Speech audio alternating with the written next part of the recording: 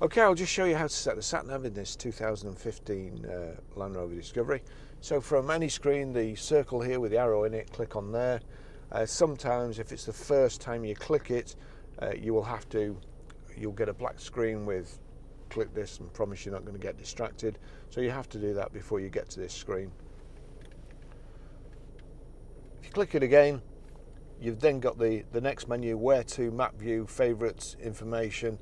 So anyway, that map view, but as I say, if you click that, it brings up this menu, where to, that's what we want. We want address, recent, and so on. So we want address, enter postcode, that's the simplest. Again, a lot of people complain about this system in the Land Rovers and Range Rovers, but it's dead easy.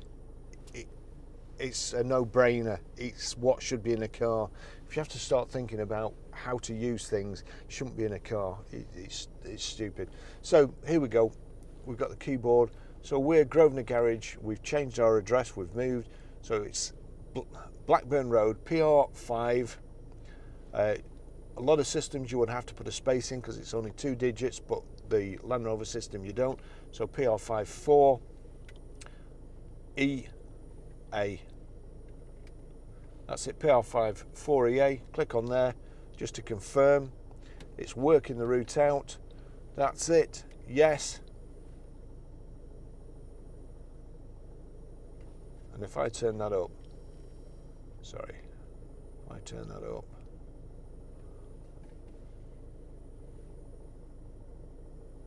play voice guidance prompts, that's what we want. Please turn right in 3/4 of a mile. So if you're not getting any sound, if you're not getting any audio instructions, basically the 3 dots there, click on the 3 dots and you've got a little box there, play voice guidance prompt. And you've also got, which is a good thing, when you get near enough your home destination and you're fed up of listening to the voice, because it always comes on right in the middle of a bit of news or whatever you want to listen to, and you can stop guidance like so. Stop guidance, yes. That's it. Thanks for watching.